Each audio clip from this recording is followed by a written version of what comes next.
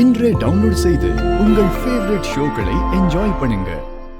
Government ஸ்கூலில் போட்டு நானே ஷேடோ டீச்சராக போய் அவனோட உட்காந்துருந்து அவனோட ஸ்கூல் முடிச்சு. இப்போ இவர் ஸ்கூல் போகும்போது நீங்கள் பக்கத்துலேயே கொடுப்பீங்க? நான் தான் சார் 5th ஸ்டாண்டர்ட்லேருந்து 12th வரைக்கும் அவனோட கூட இருந்து அவனோட எக்ஸாம் எழுத வச்சு வீட்டுக்கு காலையில் ஸ்கூல் போகும்போது நீங்களும் போவீங்க? ஆமாம், வீக்லி 3 days போவோம் ஸ்கூலுக்கு.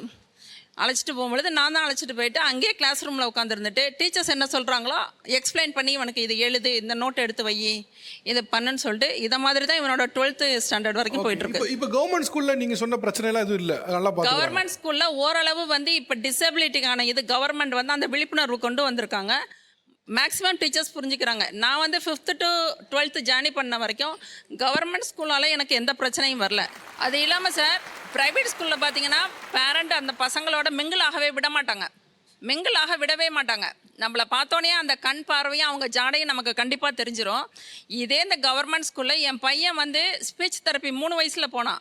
ஆனால் அவன் பேசினது என்னமோ 10-11 வயசில் தான் அம்மானு பேச ஆரம்பித்தான், அவனோட தேவைகளை கேட்க ஆரம்பித்தான். அப்படி பார்த்தீங்கன்னாக்கா அந்த ஸ்கூலில் அந்த பசங்க எல்லாம் பார்த்தீங்கன்னா இவன் வந்தோடனே எல்லாம் ஓடி உட்காந்துக்கும் இவன் பக்கத்தில் உட்காந்துட்டு, நீங்கள் ஏன் ஆண்டி வரீங்க, ஜீவனை நாங்கள் பார்த்துக்குறோம். கவர்மெண்ட் ஸ்கூல் பசங்க சொல்கிறாங்களா? நீங்கள் ஏன்டி பார்த்துக்கிறீங்க, நீங்கள் போங்க வீட்டுக்கு, நான் ஜீவனை பார்த்துக்கிறேன், நீங்கள் வீட்டுக்கு போய்ட்டு ஈவினிங் வாங்க, நாங்கள் ஜீவனுக்கு லஞ்சு கொடுத்து நாங்கள் பார்த்துக்குறோம் அப்படின்னு சொல்லிட்டு அந்த பிள்ளைங்க ஒவ்வொருத்தருக்கும் இந்த நேரத்தில் தேங்க்ஸ் சொல்ல ஆசைப்பட்றேன் சார்.